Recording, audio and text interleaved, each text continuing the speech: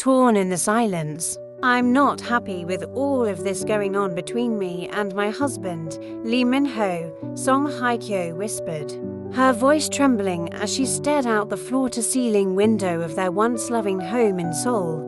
Rain trickled down the glass like quiet tears, mirroring the storm inside her heart. The air was cold, not from the weather, but from the absence of warmth between them.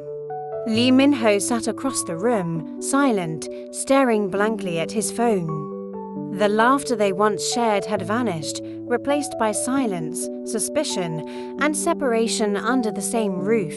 For months, things had been off, late-night meetings, cancelled dinners, distant eyes, and then came the whispers, photos of him and Kim Go-yoon in the press, smiles too intimate, gestures too close. At first, Hye-kyo refused to believe it. She clung to hope, the same way she had clung to their wedding vows. "Do you love her?" she finally asked one night, unable to hold it in. Lee Min-ho didn't respond immediately. That silence stung more than a slap. "It's complicated," he had said, eyes avoiding hers. That answer haunted her still. She wasn't asking for complications, she was asking for truth. Now, days later, she found herself speaking aloud to no one but her reflection in the glass. "I'm not happy with all of this." He turned then, perhaps hearing her, perhaps just sensing her hurt. "Hye-kyo, I never meant to hurt you. I didn't plan for any of this. Yet here we are." Her voice broke, but she straightened her back. "You may not have planned it, but you followed through with it. I didn't fall out of love with you," he said slowly.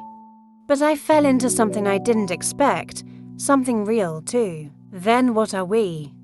she asked, walking over to him. "What were we?" Min-ho looked up, eyes pained. "We were beautiful, we were right. But maybe only for a season." That cut deep. "And what about the vows we made, the future we planned? The children I dreamed of us having?" Her voice cracked, her strength slipping. "I'm lost too, Hye-kyo. I don't know what I'm doing anymore."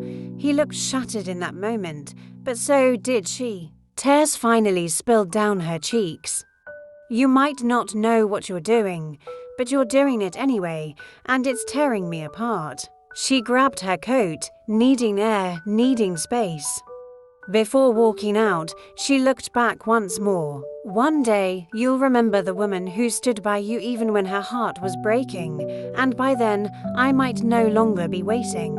With that, she left the house, not just the physical space, but the emotional prison it had become. Outside, the rain welcomed her, as though the sky itself shared in her sorrow. But somewhere deep in her heart, a voice whispered, this might be the end of a chapter, but not the end of her story. Always drop a comment, subscribe, like, and share for more interesting videos.